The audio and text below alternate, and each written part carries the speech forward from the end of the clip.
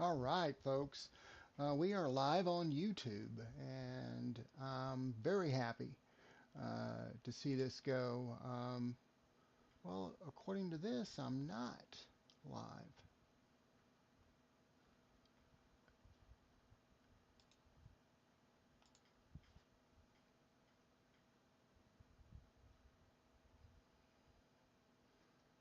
This is not working well.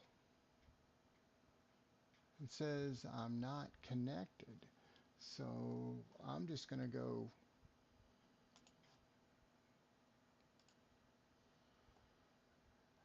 I'm just testing this because, it's kind of crazy. All the software gets updated. And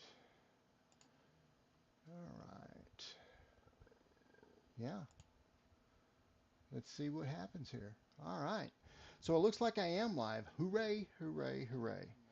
Um, it's kind of crazy. All the software gets updated. All right. So I'm going to make some changes on my phone. So yeah, let's see what happens here. All right. So it looks like I am live. Hooray, hooray, hooray. All right. All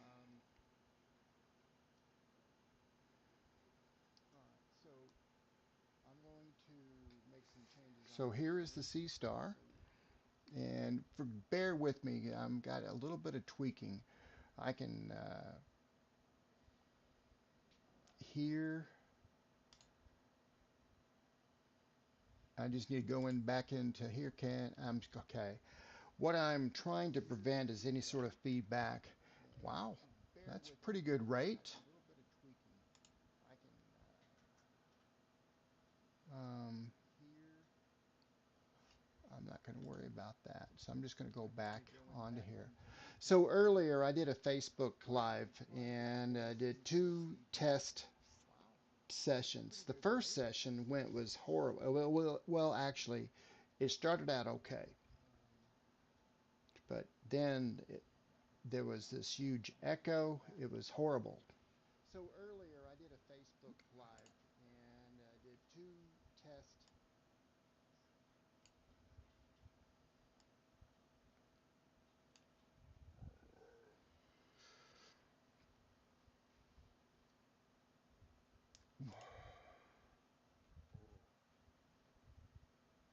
Hello.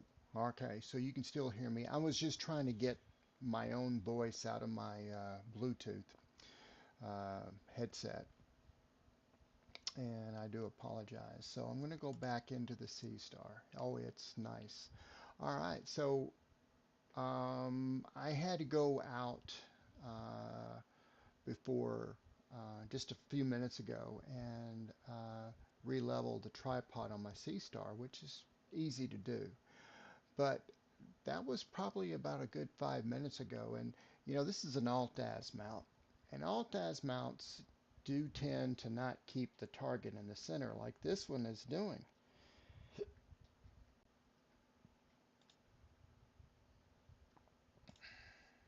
Okay, so I clicked on this moon here, and it basically keeps the target more or less centered. And I can, I can also go into here and adjust the camera settings somewhat. If I go here, I can go, or I can go there. See, it's brightened it up a little bit. I actually prefer it a little lighter. Whoops, sorry. And what that does is bring out some of the detail that's normally washed out, like the area around Tycho. And this the Seestar is a smart telescope. It has a 50 millimeter triplet refractor. It has about three different filters: a dark filter for dark calibration frame, and it also has a light pollution filter and a nebula filter. Um, and it comes with a solar filter that you attach to the front of the lens. It also comes with a USB cable that you can connect to the Seestar while you're imaging to keep it to charge it. and you can tell I have it connected right now. Also, you can use that same cable to pull data off the Seestar, and by the way, it has a 64 gig storage capacity. So literally, you oh, it also comes with its own tripod, and it's a good quality. But I purchased a used 3-pod aluminum tripod from Adorama, and it was like 59 bucks. And it allows for, since the stock tripod is so low, I needed something that I didn't have to bend down and get down so low. So this 3-pod has a lot of adjustment options, tripod extensions, etc. It's just fun to use. And also there's a leveler, a, tri a tripod leveler that I use, and that makes leveling the tripod. The Seestar app, which is all this, it has the capability to tell you when it's level. And that leveler I just use knobs to make it a level, and it's just wonderful. It's a time saver as well. Um, so um, this is really, I think, in my opinion, a really good visual of the moon. I mean, this is live. This is straight moonlight hitting the telescope, and it's connected to my Wi-Fi, and it's connected to my phone, and you're seeing it here live. But look at the color on this. Now, when you're looking at the moon through a telescope, it's almost a painful view because it's so bright, you know. But when you look at it through a telescope with a camera on it, you can adjust. If it's on my regular telescope and regular camera, I've got far better controls over this. But the idea behind a smart telescope is you set it up, you really don't have to do much of anything. So that's why there's limited camera capability on here. But one thing that the Seestar that does now have in it with some of the recent updates is this uh, 1x, 2x, 4x magnification. So if I click on 2x, it's going to be twice the magnification. Okay. And if I go to 4x, it'll be 4x magnification. Yeah. And see, this serves a purpose as you can actually move across the surface, and I don't think that target correction will, yeah, maybe it will. And then you can move this, so to click on this, and that gets rid of all the camera stuff out of there. But I'm going to bring it back. I'm going to try to dim it down a little bit more.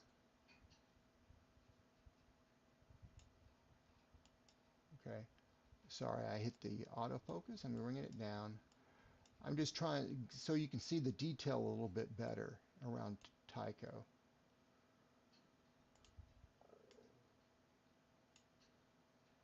Yeah.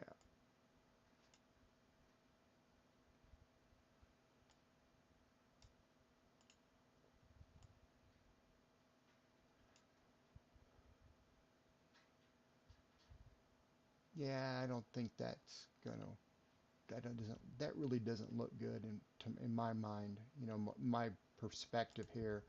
So I'm going to bring it back to 2 times.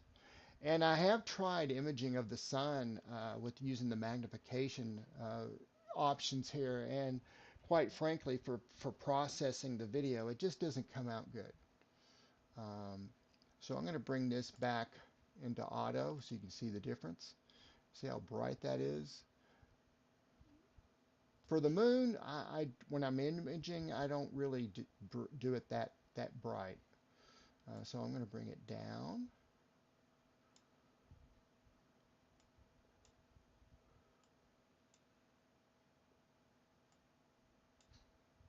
Okay. Now, the built-in camera that the Seestar has is a very capable camera. It's a great planetary camera. It's a ZWO ASI 462 color. It is a very capable, a very high-speed camera, and ever since it came out, I mean it was like when the 224 first came out. It changed the way people saw planetary imaging. It just captured at such a high frame rate. And the higher the frame rate means that you can capture more image, frames in a minute. And the more frames that you have, the more noise you can eliminate in your processing and to bring out a better detail. So right now, I, I can take a photo like this if I want to, and there it is. That's the photo I took. And it's right there on the phone. And if I want to do, the only problem with it is you want to get the whole thing. So I like going back to 1x, the regular view, and click on this.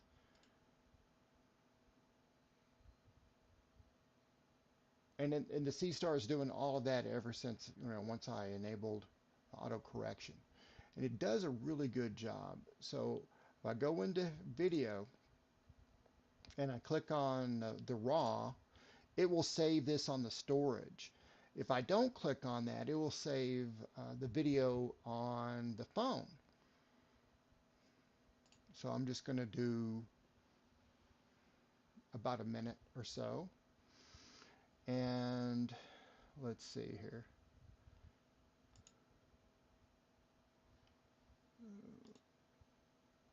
Okay. All right, just checking this out. And it's kind of good to also see what it looks like on the screen live. That's actually a pretty good detail for live. I'm real happy with it. So I'm going to stop this right here. We're going to show you some other features of the Seestar. All right. So the Seestar has a built-in autofocuser.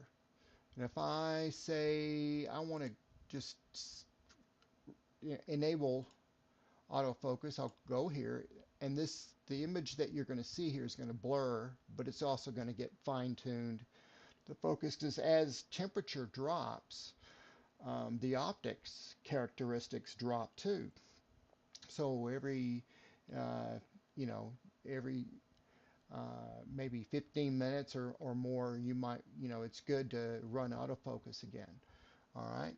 So what can we see with the moon? Pretty much a full moon. It's at 98%. So we're going to go um, back over here. We're going to go to the main page. This is the main page. We're going to go into stargazing.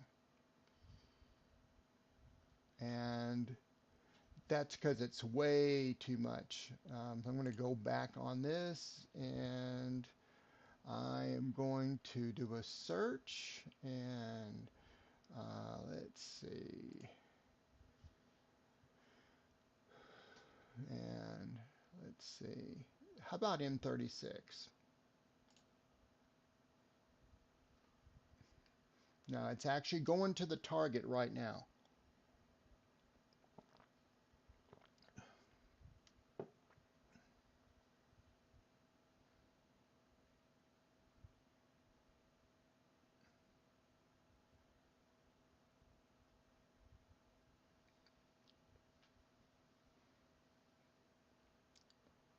And you'll see this target go in a blue square rectangle come up to this as you get close to it. There it is.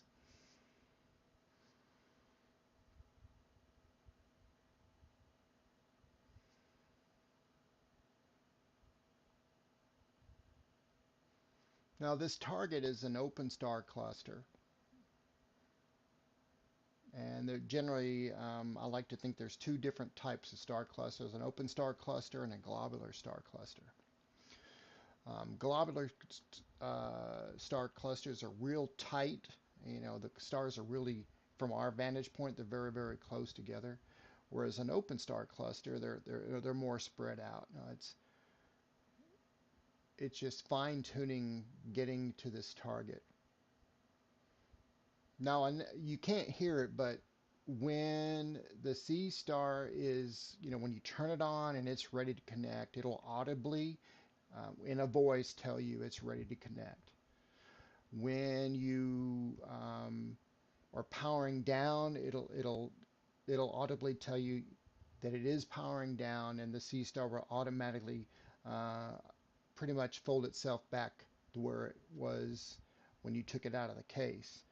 And um,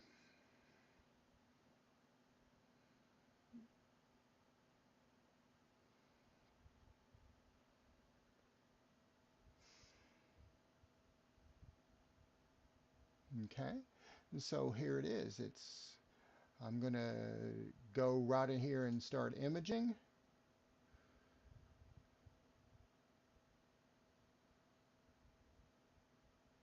Now, the camera that it has with it, as well as many of the CMOS cameras, they're pretty much always on. It's a global shutter. It's always on.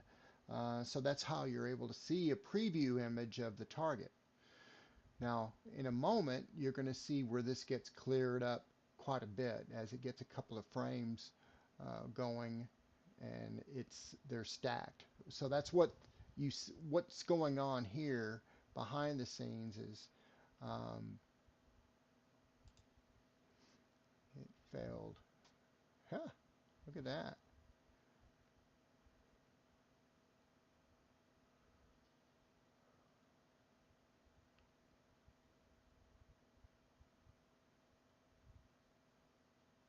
Hopefully it will correct.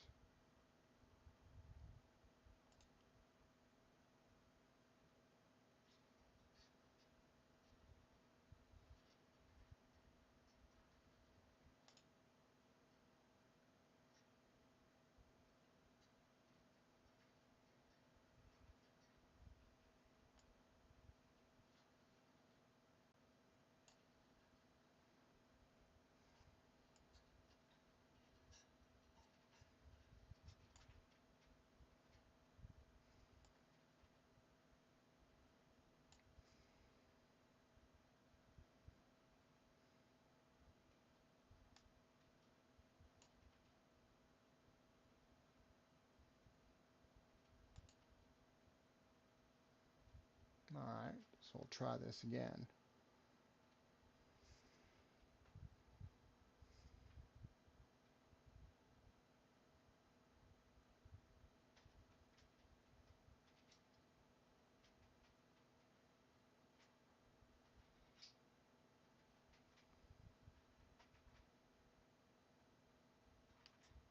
There we go. So the what happened is it rejected all those for whatever reason. It was maybe there was a gust of wind going on outside, but it's now collected its first frame. It's saving that on there, and it's collecting another uh, 10-second image, and it's going to continue to stack on that. Okay, so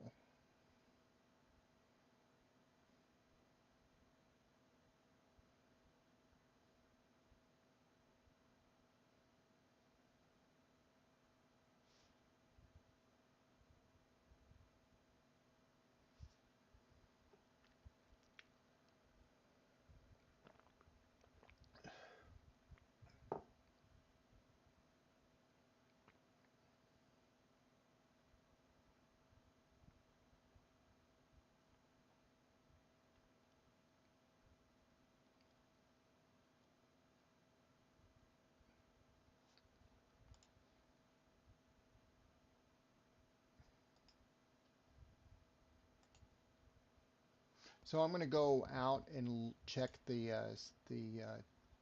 C star real quick, and I'll be right back.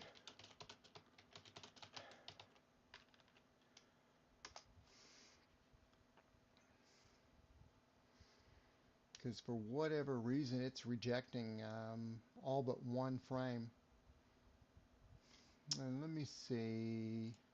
This might explain why.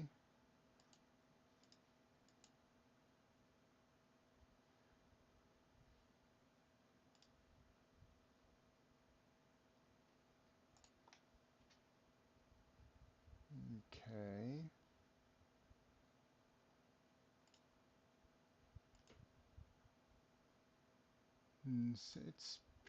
It's not terribly high. I mean, I know there's issues when it gets above 85 degrees altitude, above the horizon. And this is 73. Current altitude. I wonder, is M46 even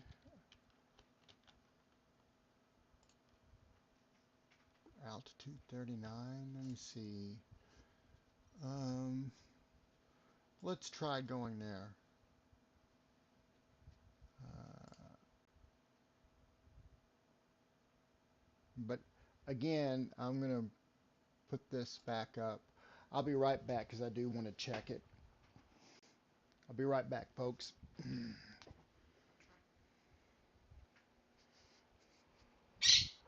Hey, Petey.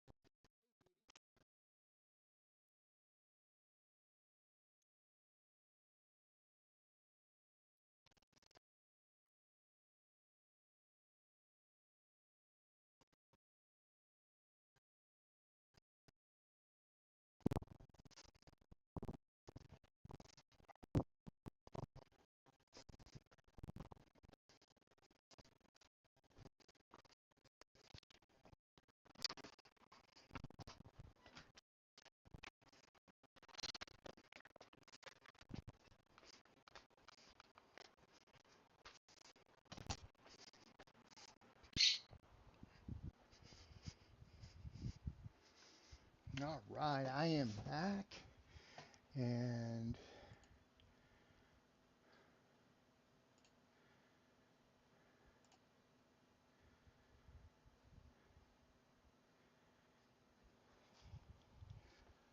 so in a few minutes, hopefully, I can.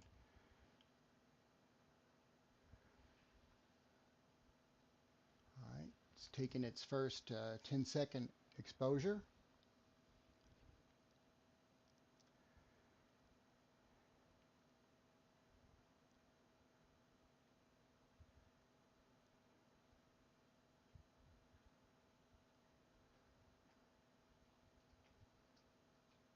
All right, here we go. Now, keep your eye on this little thing here. It's going to get more defined as it it's now has two frames stacked, but this is the beautiful M46 um, OpenStar cluster, and it has the added bonus of what's called a planetary nebula. And a planetary nebula doesn't have anything to do with planets, but it is a remnant of a exploding star. And this is why I wanted to choose this, because it's such an interesting target. And as we get more images in here, I'm hoping that we'll see a little bit better detail. So I'm going to pull up a piece of software, but I'm going to keep it running in the background. And I'm going to bring up free software called Stellarium. It's a planetarium software. And yeah, I've already got 1 minute's worth of data on here, and you can, again, starting to see a little bit clearer formation of that planetary nebula. The star is looking pretty clear. All right, let me go back in here and do the universal search, M46, and there it is.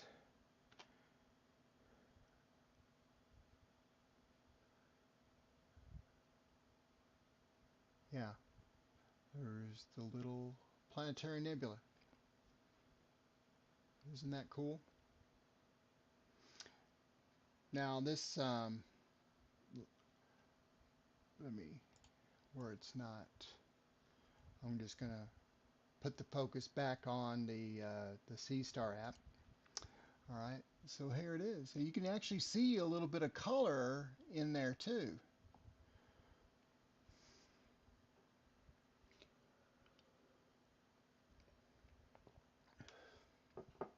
Now earlier in the year, it was in mid-November when I got the Seestar. One of the most beautiful objects, and a lot of people enjoyed seeing the picture taken of it, is M27. It's also a remnant of an exploding star, and it's the reds and the greens in that image is just so vivid. You know, it just stands out. So one of the things that I find really useful for the Seestar, or with because of the Seestar, is, you know, when you're looking at a target visually through the eyepiece in the telescope, which there are some targets that visually, like, it's just stunning.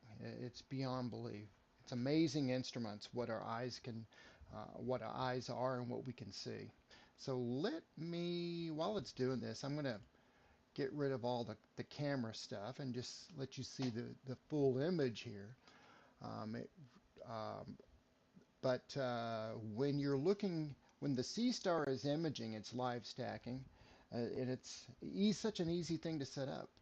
You know, you literally attach the mount to the tripod, set it down on the ground, let the Seestar app tell you if it needs to be leveled, you level it.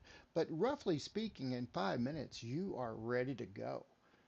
Contrast that with my regular mount, which I dearly love, and I just don't have a lot of time to use it like I'd want to.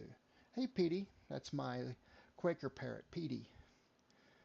Um, and um, it will take me an hour, maybe 2 hours to fully get set up and ready to image, where versus 5 minutes. During a work week,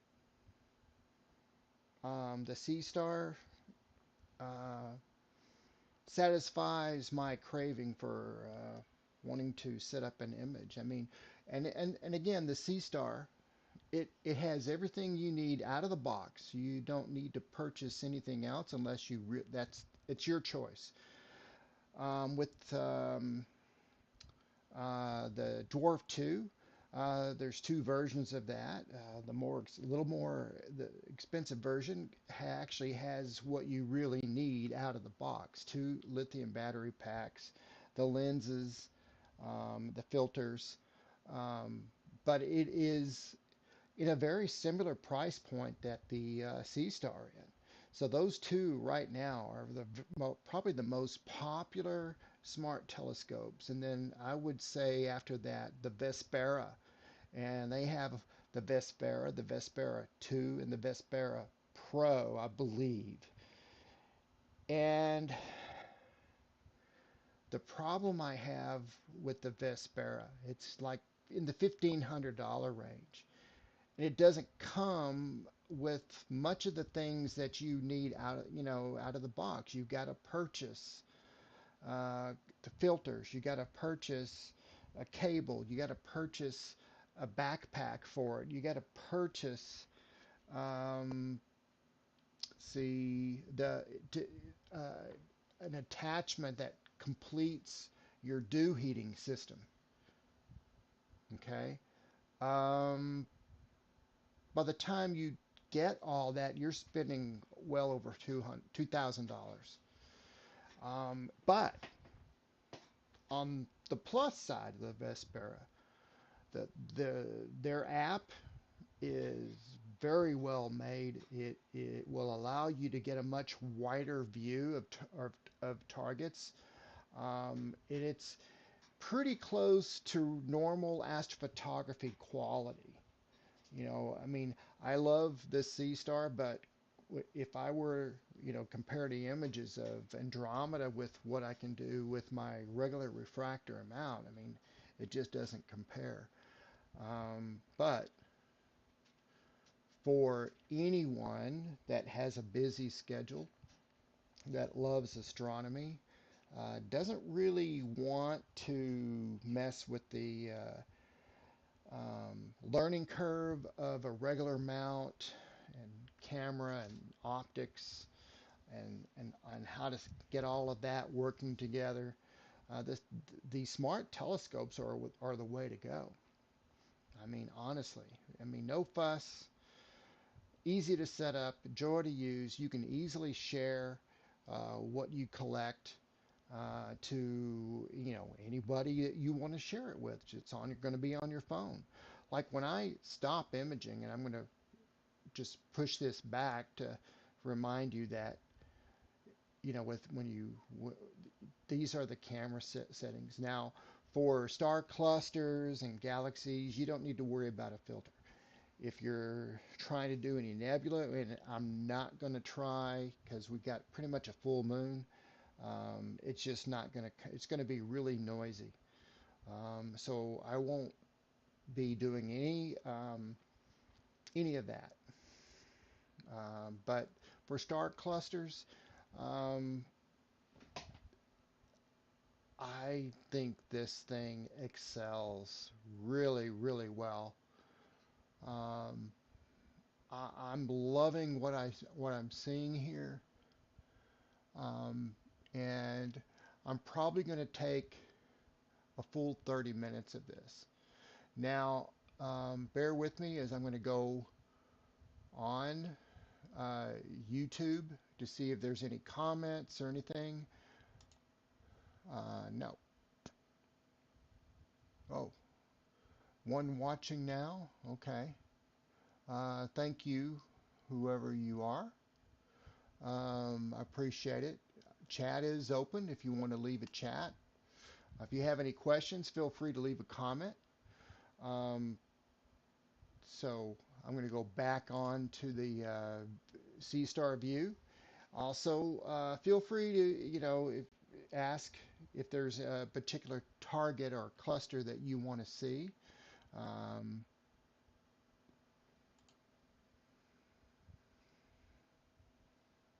yeah, let me just make sure. Yeah,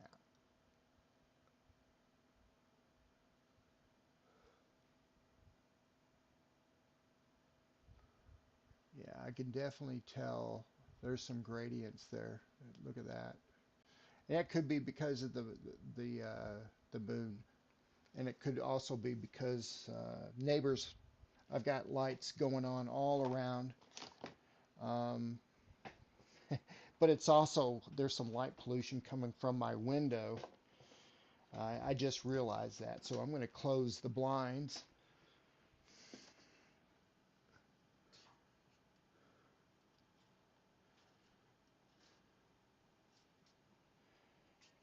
And we'll see if that makes any difference. Hey, Petey,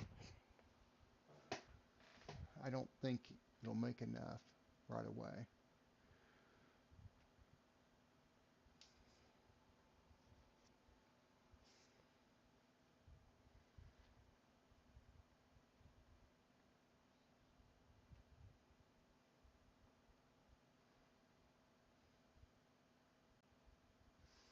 I'm going to go back on this. Okay.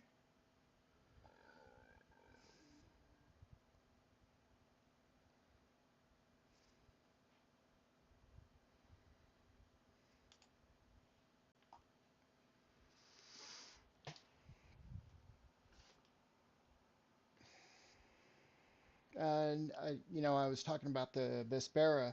Another feature that I thought was really cool inside that app is um, it actually gives you a lot more discovery features for learning more about what's around you, and I think that's really good. Now, granted, I'm not masterful in all aspects of the Seestar app. Um, let's see here. No, it doesn't do that. I'm going into the planetarium software, and if I go into here and let's see, let me go back. They changed this software around.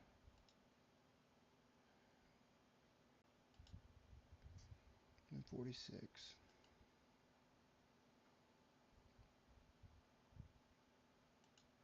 It doesn't show up anything here.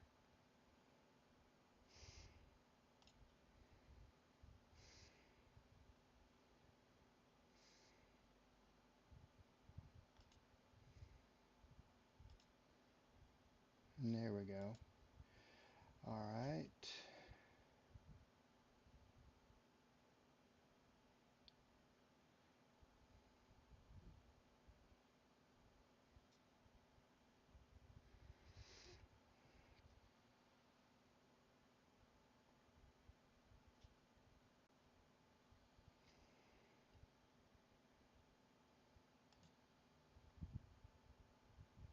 Let's see what else we have.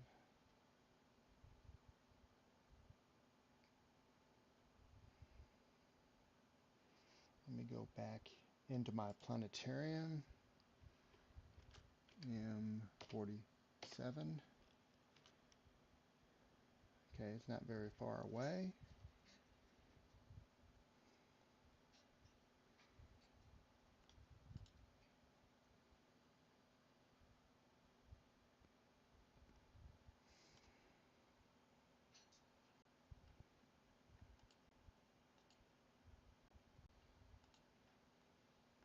Here we are. And again, if you want to reach out to me, I'm also on Facebook.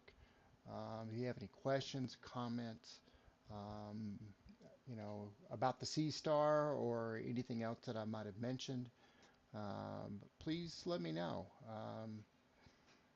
Again, this is really a test to see how well the streaming comes out. I streamed earlier on Facebook. There was two sessions there. The first session was horrible. There developed a crazy echo. It just was just unnerving for me. It was unnerving for everybody else. So I stopped it and started over again on the second session, and that turned out, I believe, pretty well. And that second session is what's available for review. And I plan on reviewing it just to see what the quality is.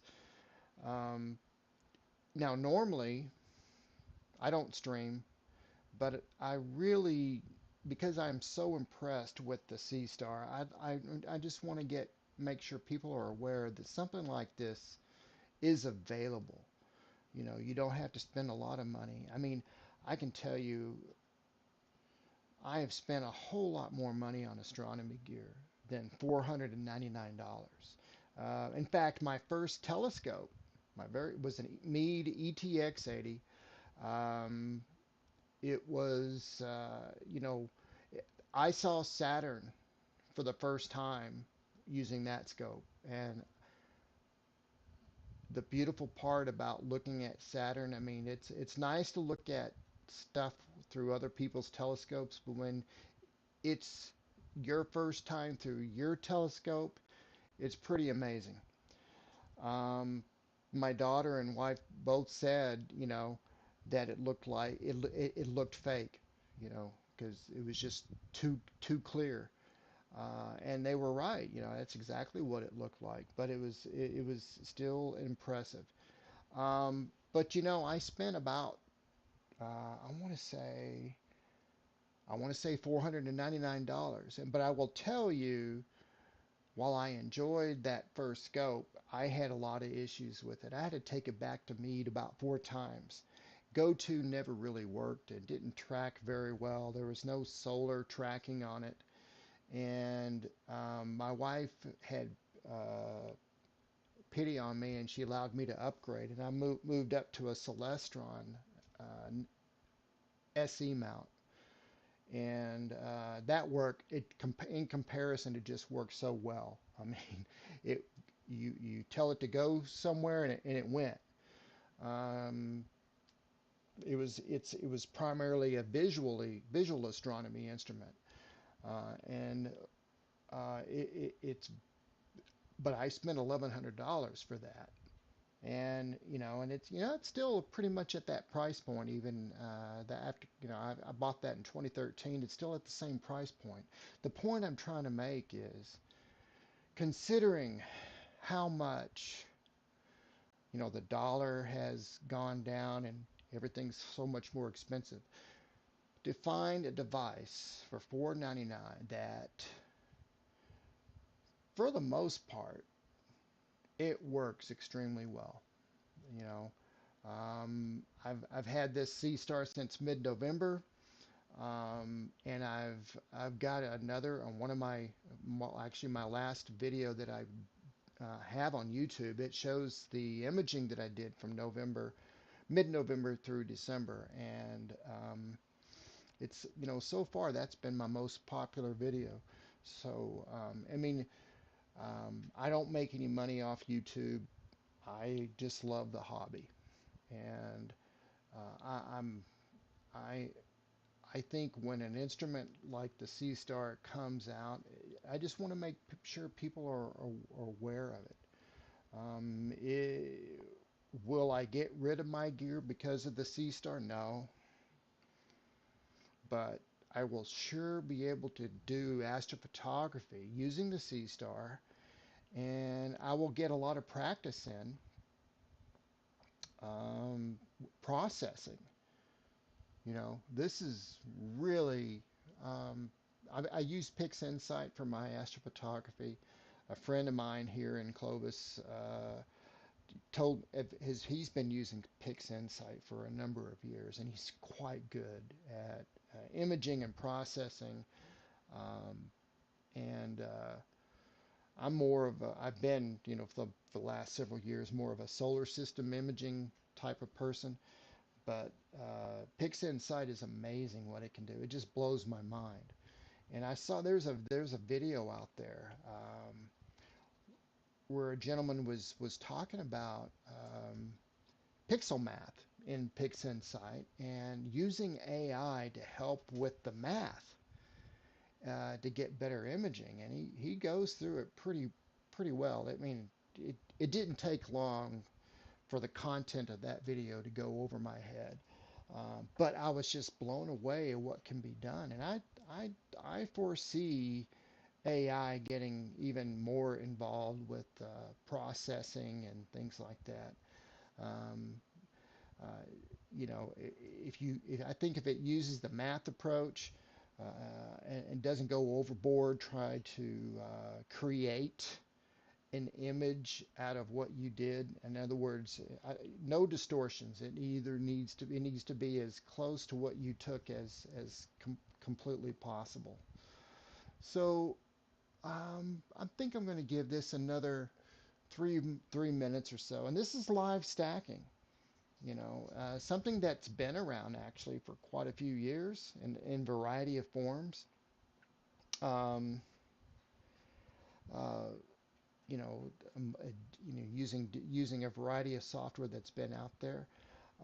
Another site that, if you happen to see this live presentation and you've never heard of it, is cloudynights.com, where you can actually see, if there's anybody on, you can actually see folks live through their gear. And I'm depending on how the outcome is for this stream, I am probably going to try Cloudy Nights to see if I can broadcast there. They have a much better uh, way of being able to communicate. You can actually hear people's voices, while you're doing it, while you're broadcasting. It's a lot of fun and very interactive, and it's a great learning because they talk about aspects of your optics, aspects of the imaging, um, you know, processing as well. And it's just an amazing, amazing piece of programming that went into creating that site, and it's just gorgeous. I try to go on there as often as I can because I've known those guys going back to 2012, 2013 when I first got into the hobby. So I'm going to just quickly go browse on the YouTube. Um, I'm just going to leave a chat. Let's see.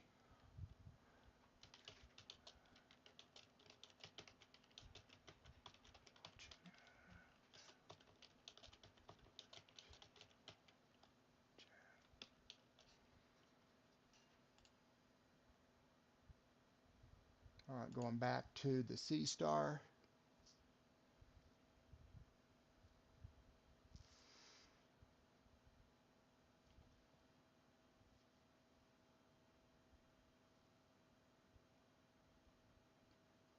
And I will tell you, the company that makes the Seestar, ZWO, I will tell you that since I've had the Seestar since mid-November, they've updated the Seestar, I think 5, 6 times or so. So they're very, very they're keeping their eyes and ears close to the ground, so to speak, to see what people want, see what improvements they can make in the app. And I have to say, man, I enjoyed the C Star the way it was when I got it, but they have actually made it better and put in some features that I thought were very, very creative. So I give it to C Star. They really, really done a lot of work. I mean, to put this much effort into what a lot of people would call is a toy telescope. And compared to the money and the type of equipment that a lot, my fellow amateur astronomers and astrophotographers have, yeah, I guess you could call it that. But I will tell you something else. People like me have spent a lot more money on gear, and I can tell you, doing what this little Sea Star is doing right now, consistently and accurately for $499, it works better than a lot of other equipment that's far more expensive. So it's just something to keep in mind. Okay, so I'm going to stop this here. I'll let it finish up. Maybe let go to even 16 minutes of data, and there we go. There you go. So um, that's the image that Seestar generates. This is on my phone, and I can use the phone to editing tools, image editing tools to clean it up a little bit. Um, that's just, if you didn't want to do anything else, just that feature alone is cool. It tells you um, the date that you took it. It tells you the target. It's really, really cool. So I'm going to go back and let's see what else we can look at. Now, I did bring up a little cheat sheet for me. Um, ba, ba, ba, ba.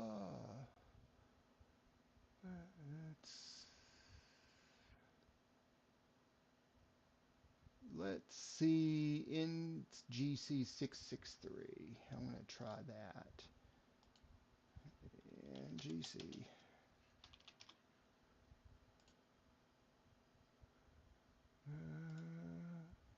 It's kind of low.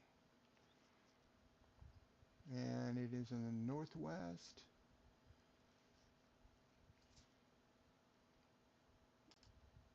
I'm going to try it.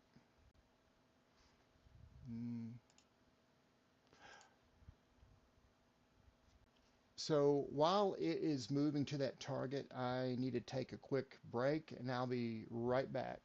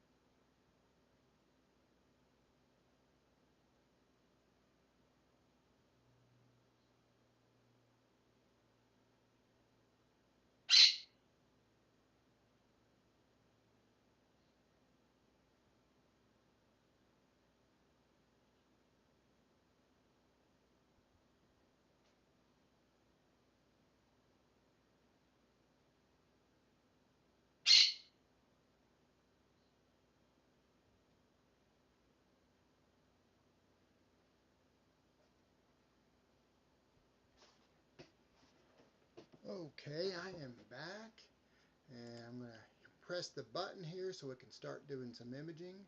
And this is another open cluster. Typically what I have been imaging is galaxies and nebula, but I really love the open clusters. And I guess on a weekend that we have clear skies, I want to capture M13, and that's really cool. And let me go into here real quick. Yeah. So there's a couple of other clusters, and I am going to see if, yeah, probably not. So what I was trying to do is trying to get in in between these two clusters to try to get them in the same, but it's not actually possible. But let me see. Maybe I can get that in there. Yeah. We'll see what it looks like. And that's kind of how gives you an idea how versatile this software is. You know, um, it's still going. It's identifying. But the fact that you can fine tune exactly where you want the Seestar to point to. Okay, and yeah,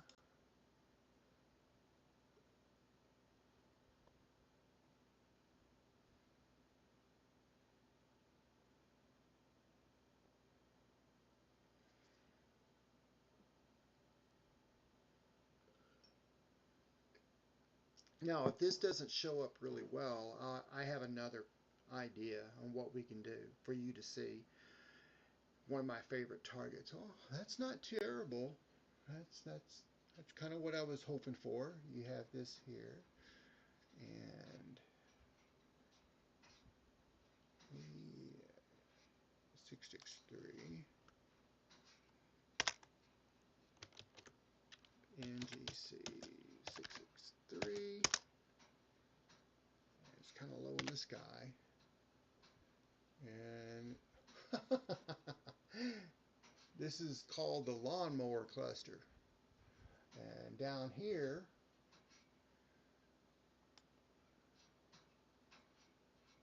could be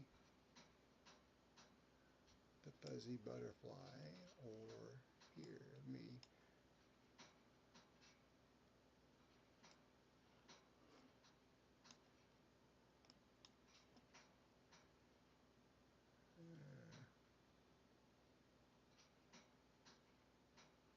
M44 cast. So this is what we were looking at down in the lower left.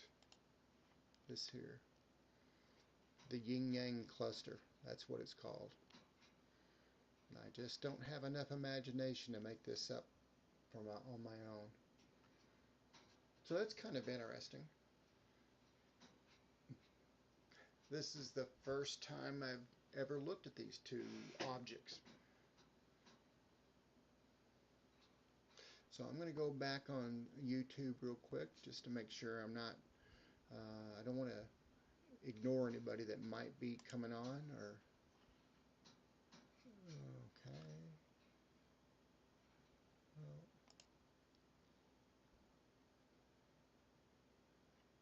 Well, okay, going back in here. So um, that's kind of cool. But you can definitely tell there's a lot of noise, but because it's low in the sky.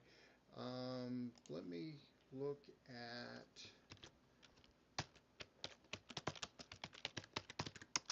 Whee! All right, and let me back that out. That's kind of high. That's above 30 though. Spiral cluster and northeast, south.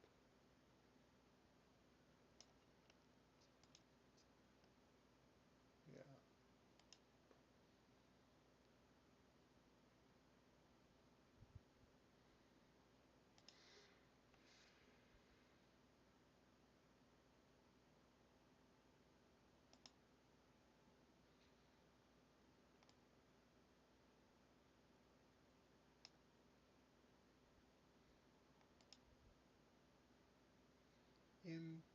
M35.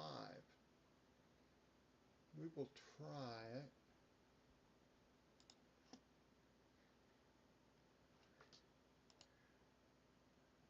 It's kind of cool.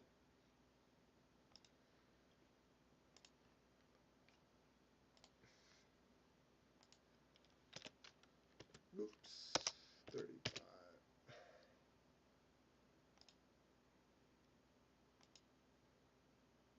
Okay.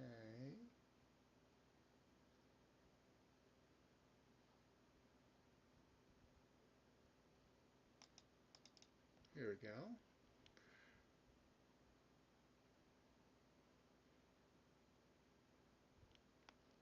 A little bit of information. This is also a feature in Seestar.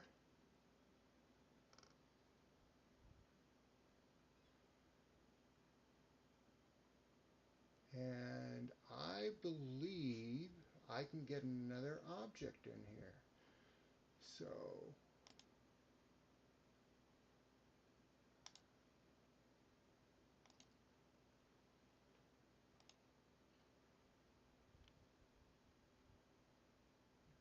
let's go with an even 5 minutes here.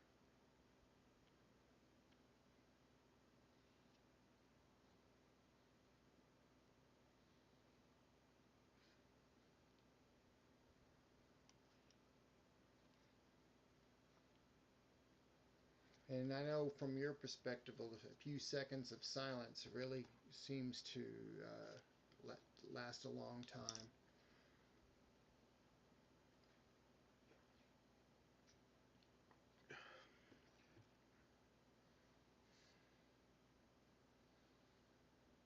But you know, like I said, I'm kind of I'm a night person anyway, so I'll probably not even go to bed till around 11 or so tonight, Mountain Time. But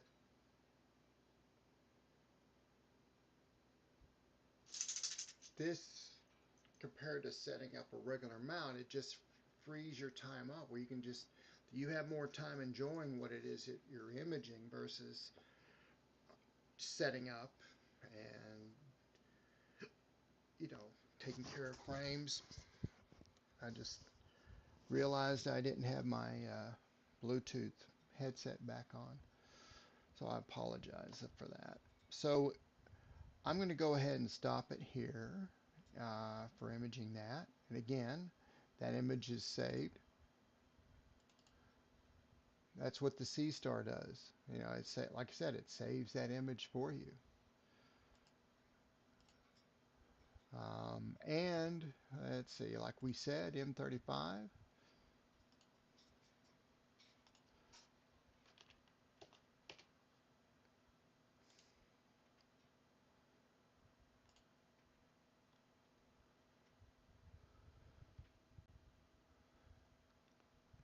And you can see there's two targets in here. And so once it's centered on here, I'll move it, I'll adjust it so that we can see both of these objects. It's really cool.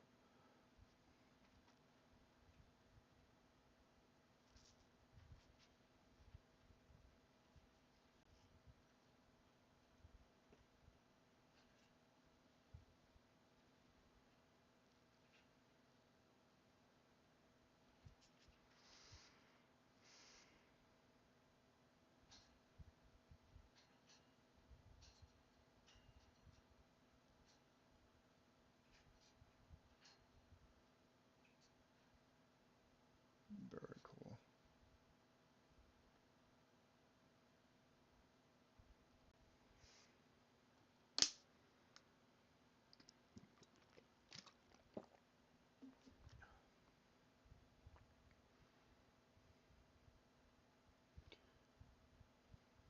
All right. So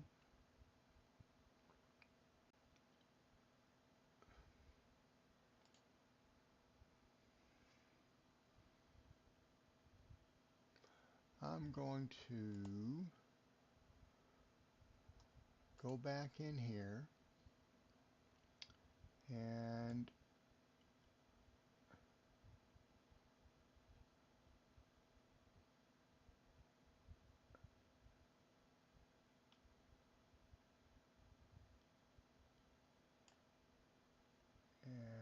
go to, so I can get two objects in there at the same time. It'll be M35 and this NGC 2158.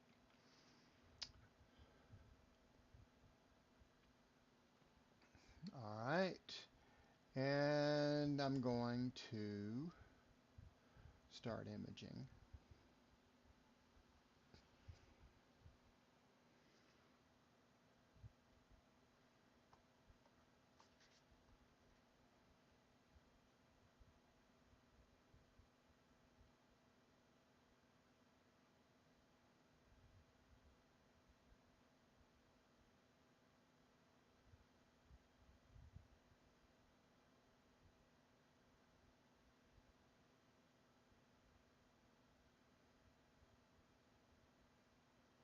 Just waiting for it to get the first frame done. Okay, that failed, but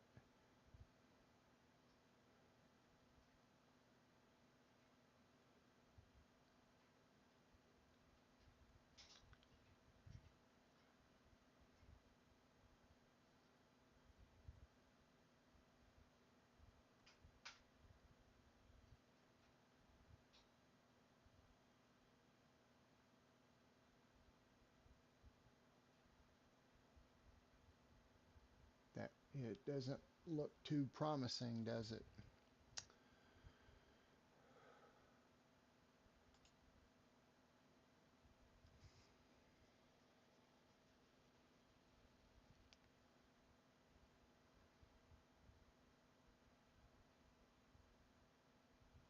That straightened out, that cleaned up quite a bit, but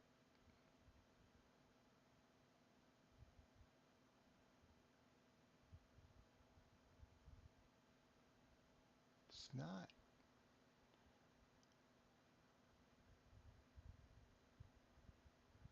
Okay. And it might be too low. It could be interference with the trees. I do have trees along that side of the part of the sky in my backyard. So,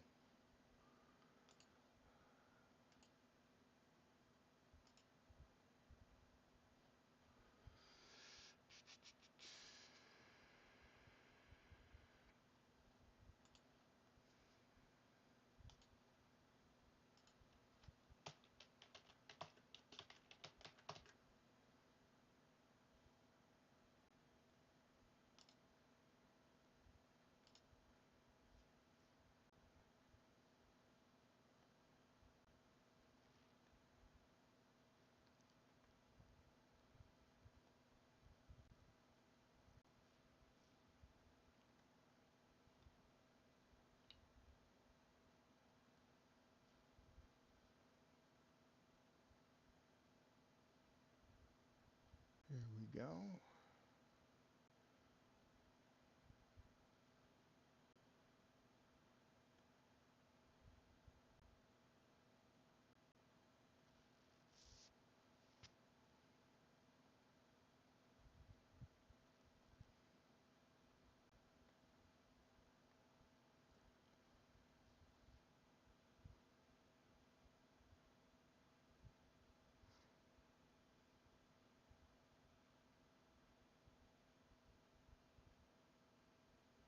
All right. So I'm going to go back in here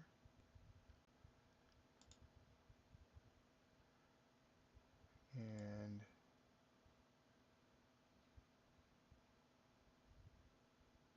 kind of get it right in the center. Hit go to.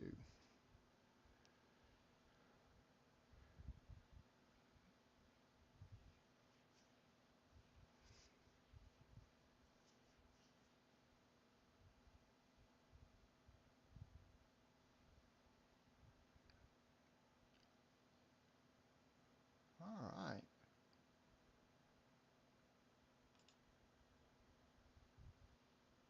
The imaging is starting, or the live stacking is starting right now.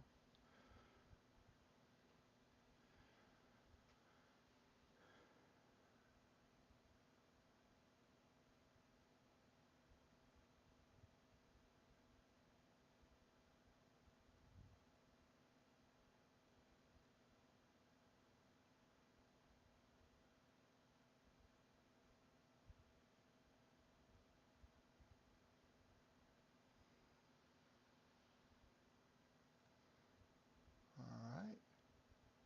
And I'll move some of this other information, so you can actually just see just the targets.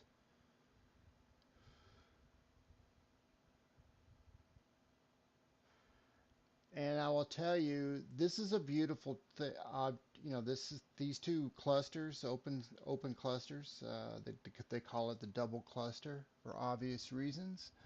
What's neat about this is that it looks good through a pair of binoculars. It looks good through, bigger scopes as well. I mean, it's just gorgeous, and the stars just look beautiful in the eyepiece. When proper imaging, um, it's again, this is kind of low in the sky, 35 degrees above the horizon right now. Um, so uh, it's not the best view, but it's still an impressive set of targets. I'm going to go quickly on Google.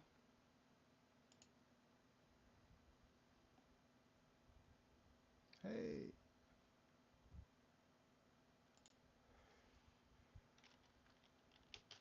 Hey guys, uh, NGC 4216. No, I have not. Um, and I take it you have. Let me ask you this: is it worth doing so with the full moon?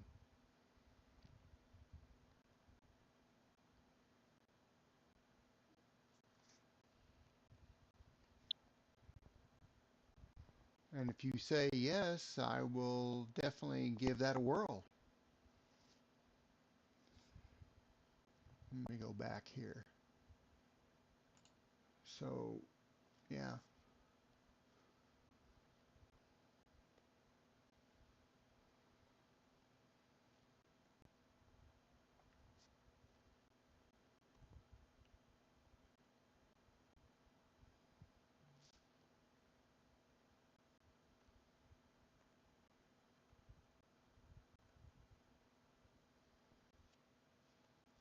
The double cluster on here is coming out better than I ever thought the Seestar would do.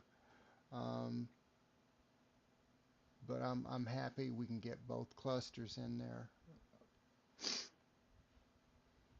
Now let me see what happens. I'm just experimenting here. This way I can kind of see what's going on in the chat as well. If this view annoys you guys, just let me know.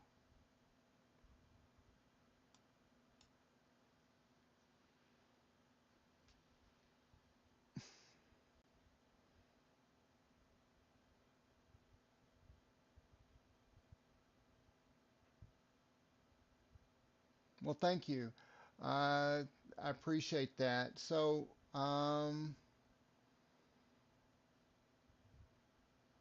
let me give it one more um, image and then I'll move on.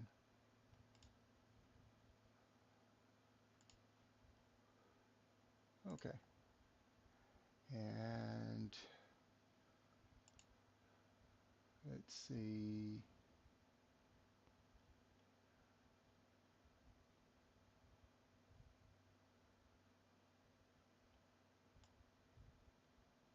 4216.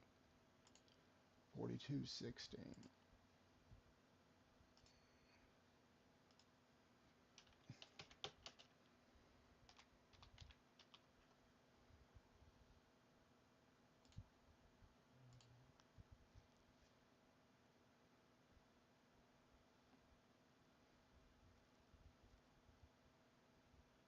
While it's doing that,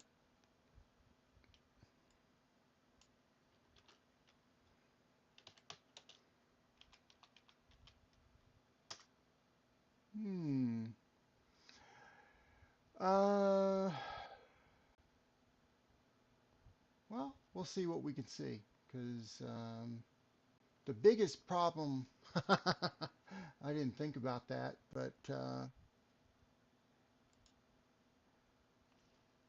it may not find it because the, my house is directly in front of where it needs to point, and it's kind of low in the sky.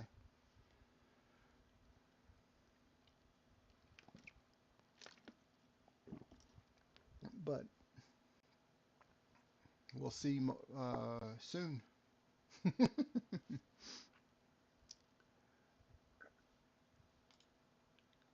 Whoa.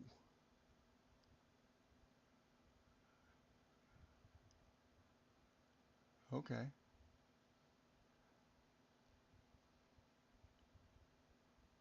Yeah.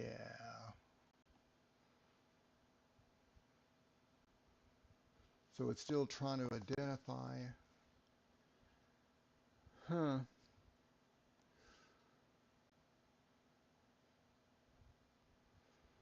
My biggest problem around here where I live is neighbors. They like to leave their lights on. And you know, I've I've asked them to, if they could, if it's clear, not to leave their lights on, and a lot of times, and sometimes they do turn it off. But I also understand, the need for feeling secure. You know, it's hard to shake that. Um,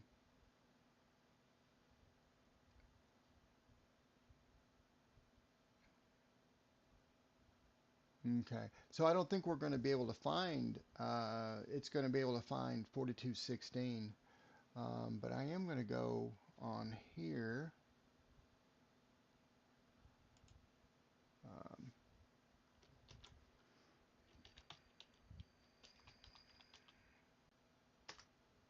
and I'm just gonna.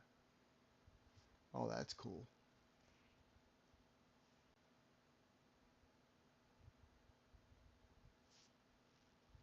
Yeah, that would be very interesting.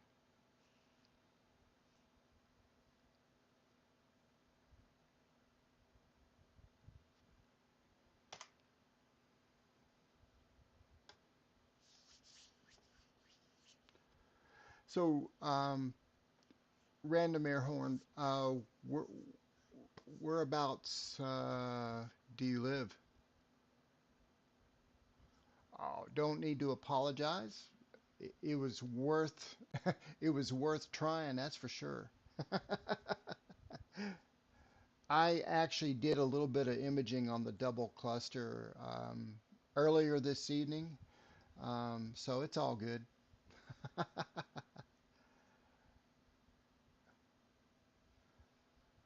All right, so let's see what else we can maybe look at. I'm gonna, whoop. Oh, Houston, that's right. Yeah.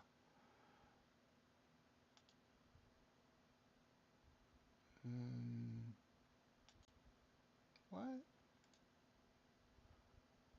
Oh, it's still trying. I'm gonna stop.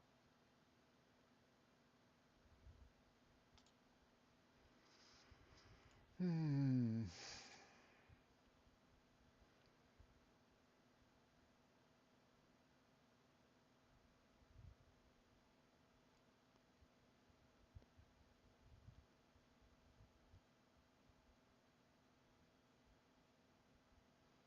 Uh, let's southeast. Six high enough.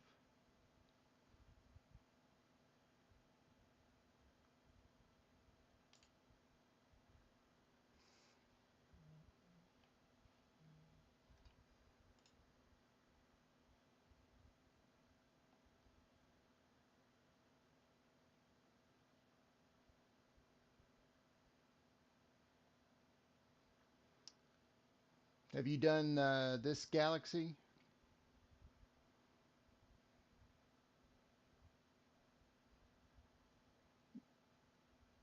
I mean, we are going to have to contend with that big flashlight, but it'll be fun.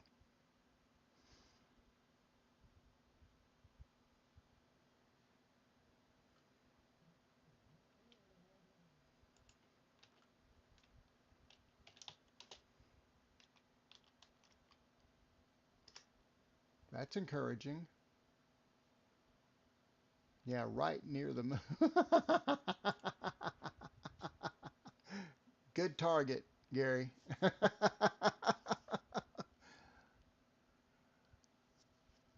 Yeah, those pesky cloud nebulas. I mean, we've had some serious change in weather. It was last week we got about four, maybe 4 to 8 inches of snow, and this week the temperature we've had 75 near 80-degree temperatures this week.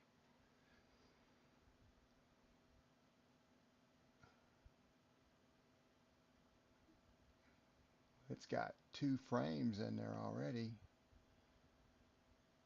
but you can kind of see the glow.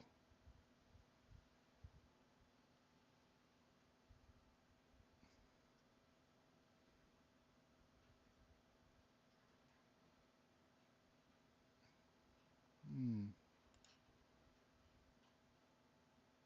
Yeah, absolutely you can. It's almost obnoxious.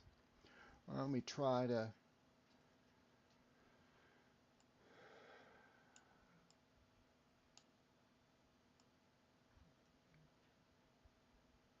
northwest.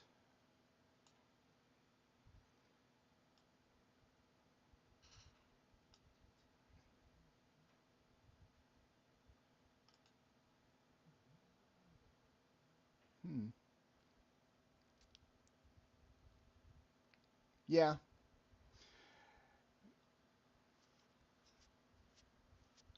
Let's see. NGC 1435.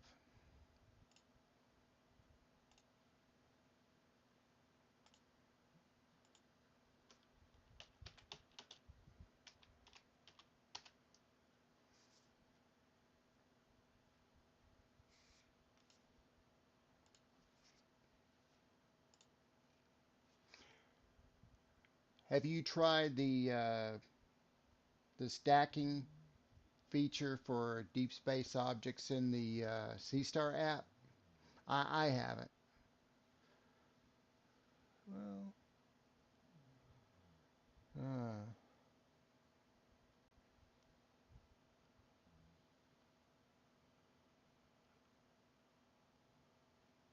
yeah,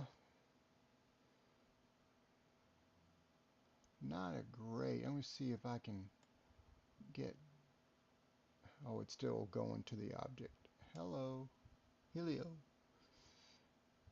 Yeah, you're right. It is part of Pleiades.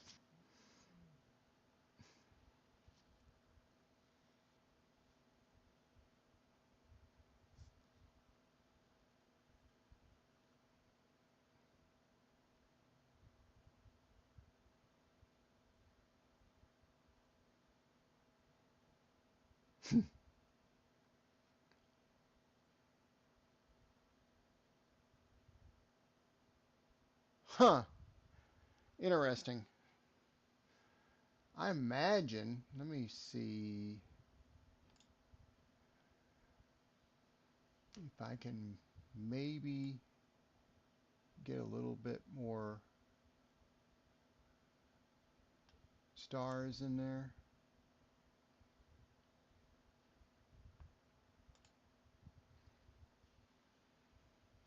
Isn't that a cool feature? How you can just get it to where you exactly where you want to have the scope pointed to. I think that's just amazing.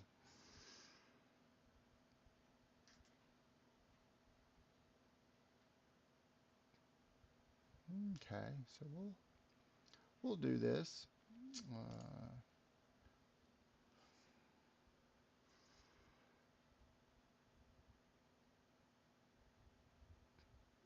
I tell you what, I wonder what the next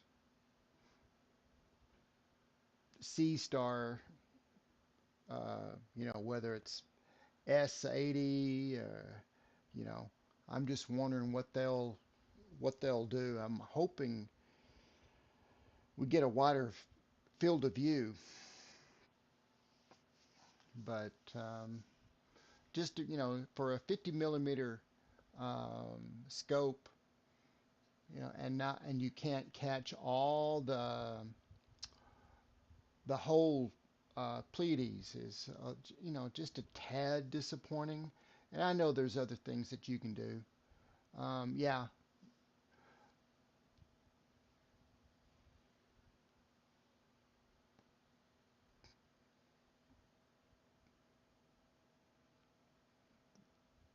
but you can actually see the nebulosity form, coming through already. It's pretty cool.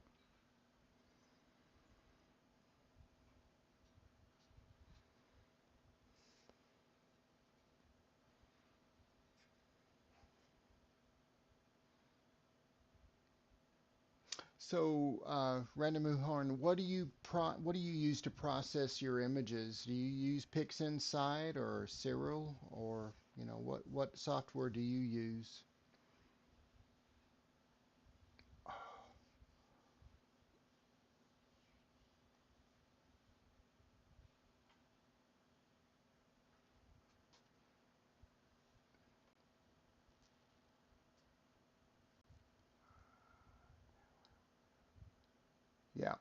Totally agree.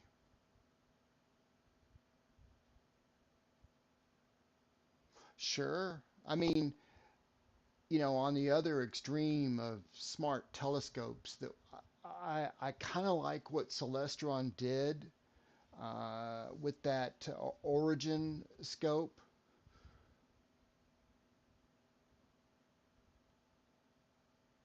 Cyril, yeah. I I'm impressed. I mean, I haven't really used it to do anything with it, but I'm really blown away at what Cyril can do in comparison to PixInsight.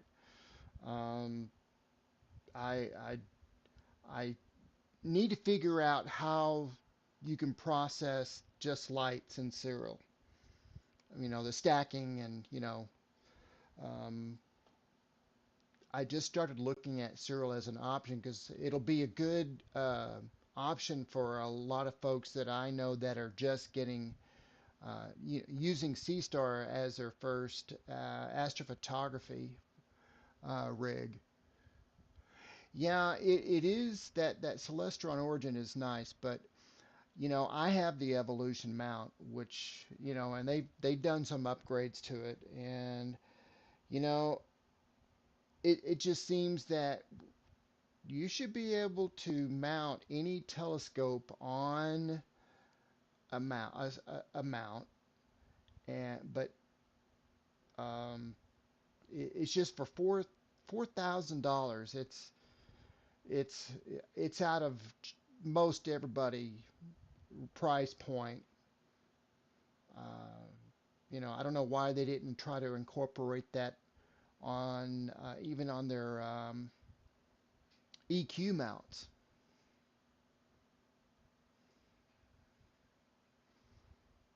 And don't get me wrong, I love my Evolution mount. I mean, it's proven to be a very versatile mount. I mean, I can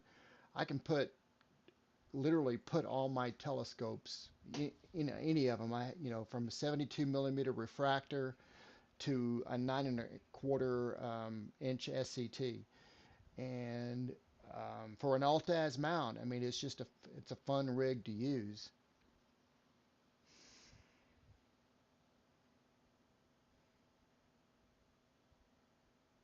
Ah, thank you for that information. That's cool.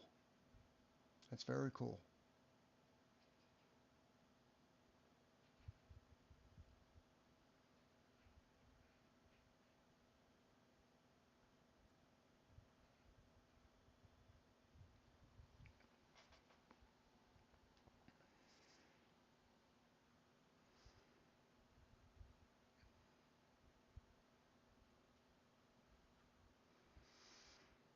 I'm in the process of upgrading my PC too.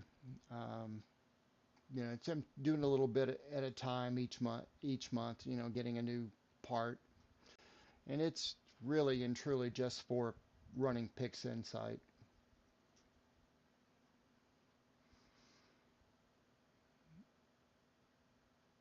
Oh man,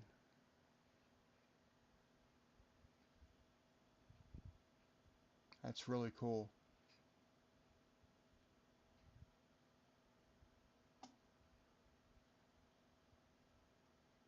Okay, thank you for that insight. I just recently downloaded it just to see, because like I said, I have a few friends, in California and here in New Mexico that just got the Sea Star, and they're looking at options, uh, and I think the Cyril would be a great fit for them.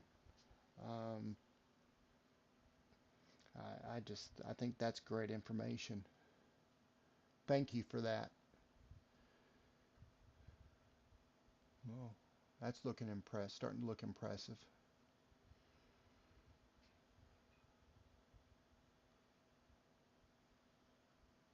Let me get rid of this.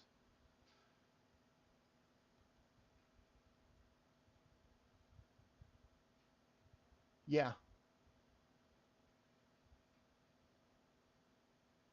yeah. Years ago I tried it out, and you know. once I got my AM5 mount,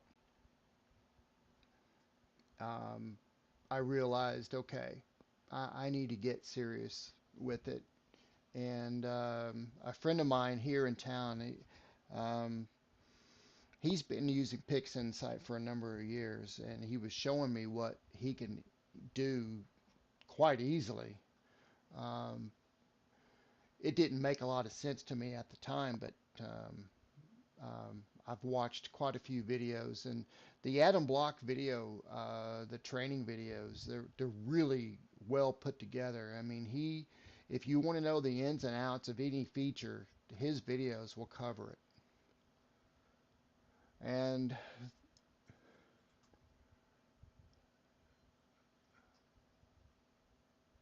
I will definitely look at that over this weekend, and I will also share that with the folks that I just I talked about. Heck yeah, yeah, that would be awesome.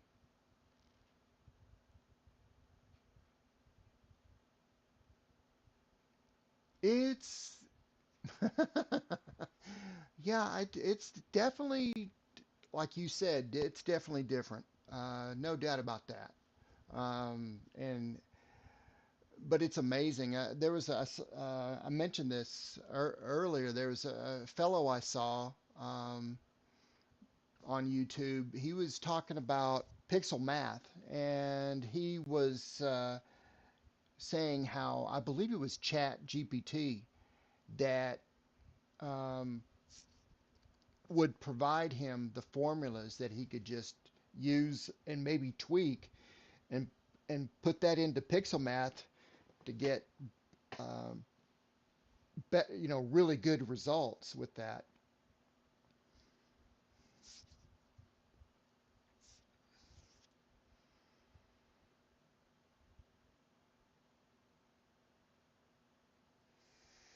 Yeah, that's actually not too bad.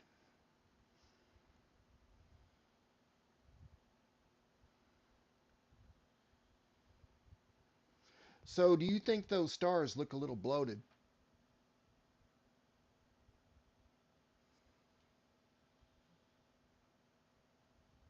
I should have hit the autofocus before I started imaging.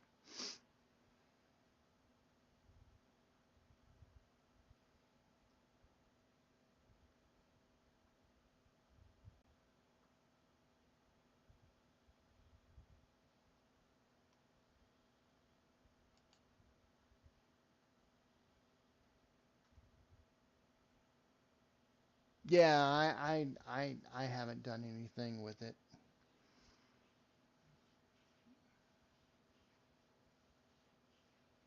I'm still, you know, I have a note, use a notepad to write to jot down all the little things that I want to do in my workflow. Um, and I'm still referring that each step of the way.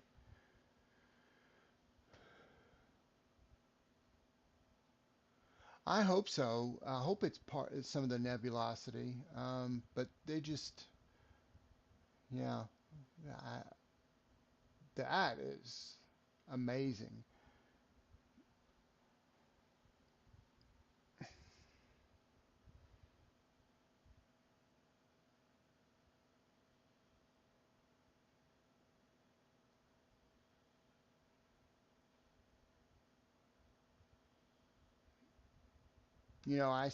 The thing that I'm going to definitely try to do a little later on April May timeframe is I definitely want what is that star cluster? It's a globular cluster. It's um, it's real low in the it's low in the sky because we're just a little too high up, but too far north. I mean, um, it's a pretty it's like maybe even a little bigger than M13. But what's the name of it? Hmm, it escapes me. But I want to try to capture that. There's a place east of us. It's a little town called Muleshoe, and about 20 miles south of Muleshoe, there's a wildlife refuge, and there's a picnic area um, just a few hundred feet before you turn in to go to the refuge, and it's up on a hill.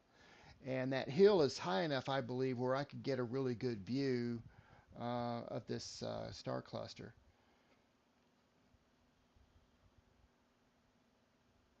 Hmm.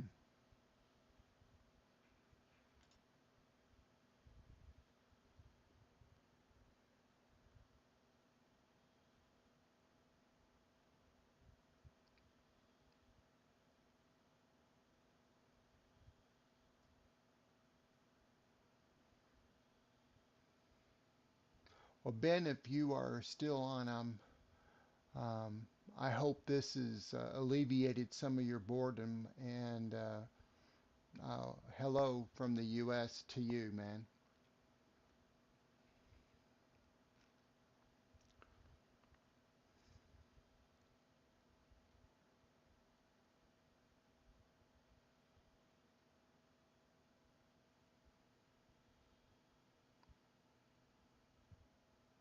Yeah, this is pretty cool.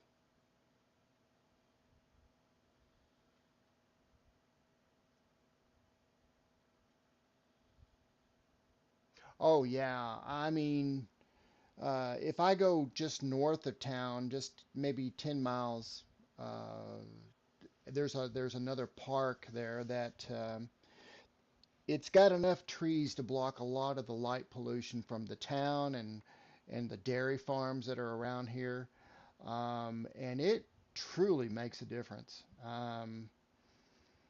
15 minutes of imaging the Orion's Nebula versus 15 minutes out at Necotip Park. It's just a, almost night and day. I mean, in comparison, is the detail, the colors are more vivid. It's just great. Look at that. That's pretty cool.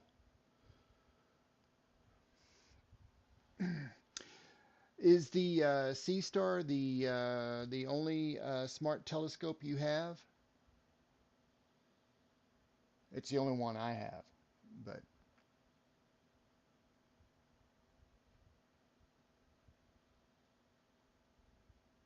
hmm, yeah. So how far do you got to go to get away from the light glow? Because I know with that mule shoe, that wildlife refuge I mentioned, Lubbock's not anywhere near as big as Houston, of course, but it's still, I want to say, 60 miles or so. And the Lyclo is,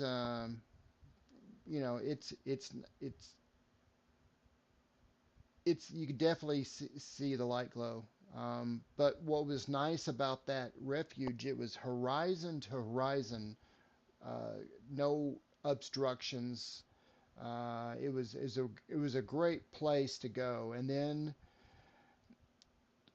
a retiring manager of that refuge agreed to putting up rows and rows and rows of those wind turbines all along the uh, I want to say from the southeastern corner to the northeastern corner. I mean, it's just 3 or 4 rows of those wind turbines, and it also affected the bird migrations. And I just can't believe any manager of the wildlife refuge would agree to that. Or maybe he didn't have a choice either. Forgive me.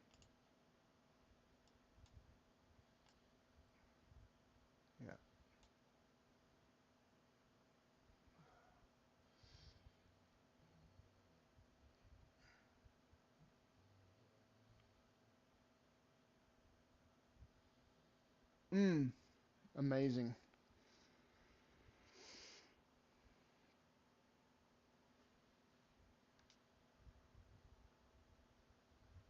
Yeah, my friend of mine that was in town, he had a remote observatory and, close to the Arizona border of New Mexico, and that is the darkest place I've ever been. I mean, um, it was a shame that um, it was cloudy when I went out there. We had to do some work in his observatory, and it was cloudy. But I literally could not. I mean, it was extremely dark. I mean, eh, you couldn't see. I could not see the hand in front of my face.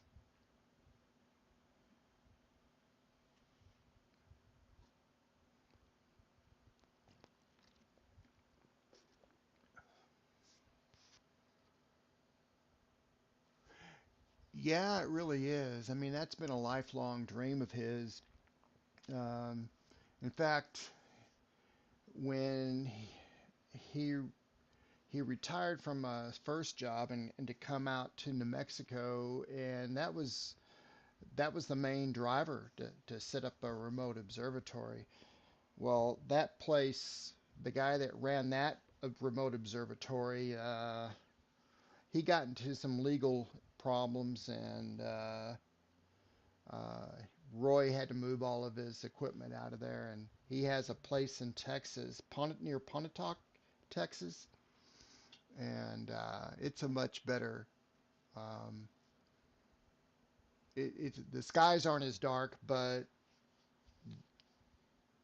the people that run the site and all that, they're really good people.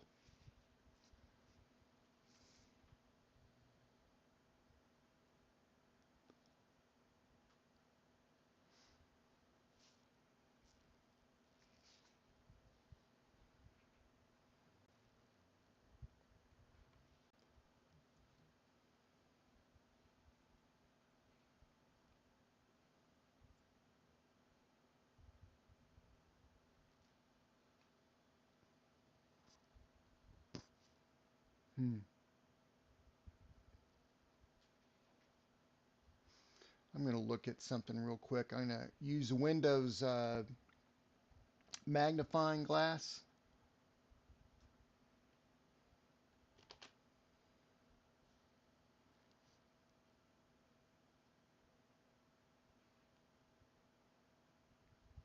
Hmm.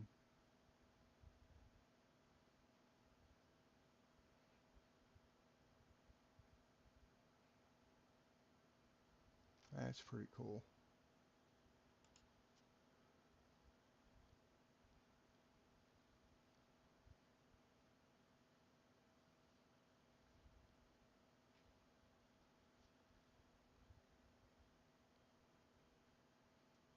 Well, that's coming through pretty good.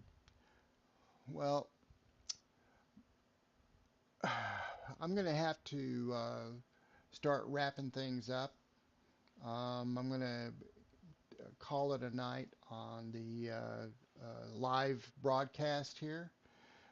Good talking with you, my friend, and I hope to chat with you more often. And feel free if you want to reach out to me on Messenger, feel free to do so.